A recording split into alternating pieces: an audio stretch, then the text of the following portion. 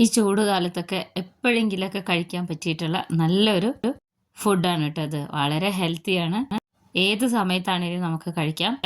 വളരെ ഈസി ആയിട്ടുള്ളൊരു റെസിപ്പിയാണ് കേട്ടോ. ഇതാണ് സംഭവം. ഇത് നമ്മുടെ നാട്ടിലൊക്കെ പറയുക ചോരക്കാവത്ത് എന്നാണ് ഇതിന് പറയാറ്. നാടൻ ശൈലിയിൽ അങ്ങനെയാണ് പറയുക കേട്ടോ. നമ്മൾക്ക് അങ്ങനെയൊന്നും ഇത് കിട്ടാറില്ല.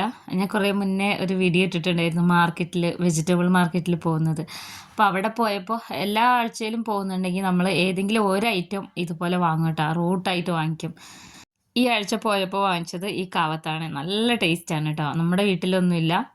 നാട്ടിലൊക്കെ പോയി കഴിഞ്ഞാൽ ഭയങ്കര ഇഷ്ടമുള്ളൊരു സാധനമാണ്. പക്ഷേ ഈ ഒരു കളറിലുള്ളത് കിട്ടിയിട്ടില്ല. ഭയങ്കര ഒരു കളറാണ് ഇതിന് കേട്ടോ. സാധാരണ കാവത്തൊക്കെ കഴിക്കുന്നതിൽ നിന്നും നല്ല ടേസ്റ്റി ആയിട്ടുള്ളതാണ്. എപ്പോഴെങ്കിലുമൊക്കെയാണ് നമ്മളിതുപോലെ വാങ്ങി വരിക. നല്ല വിലയാണ് കേട്ടോ ഇവിടെയൊക്കെ. പക്ഷെ നാട്ടിലൊക്കെ നമ്മുടെ വീട്ടിലൊക്കെ കിട്ടുന്ന സാധനങ്ങളാണ്. അപ്പോൾ ഇത് കഷ്ണങ്ങളാക്കിയിട്ട് കഴുകി എടുത്തു വരാം. എനിക്കിത് അലർജിയാണ് കേട്ടോ. ഭയങ്കര ചൊറിച്ചിൽ വരും ഒരു 5-10 മിനിറ്റൊക്കെ.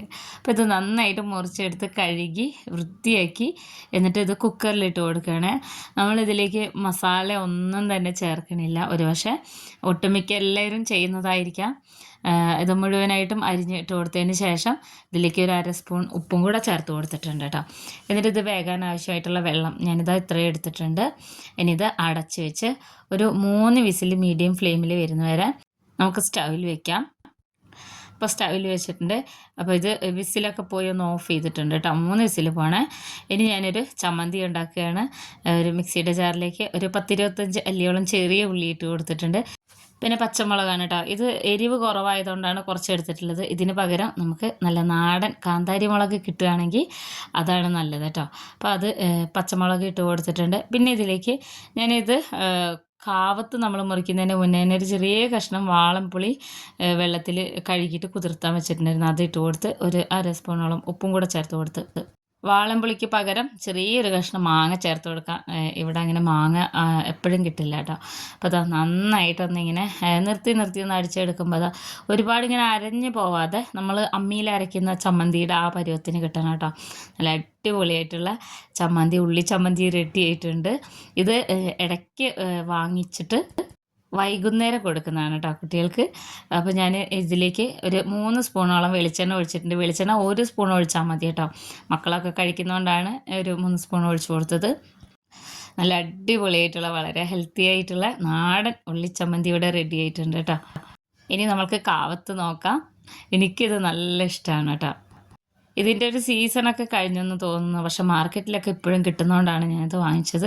ഇതിൻ്റെ കളറാണ് എനിക്ക് ഭയങ്കര ഇഷ്ടമായത് കേട്ടോ. നമ്മൾ ഈ വീഡിയോയിൽ കാണുന്ന പോലെയല്ല, നല്ല കളറാണ്. ഇത് കണ്ടാൽ തന്നെ കഴിക്കാൻ തോന്നും.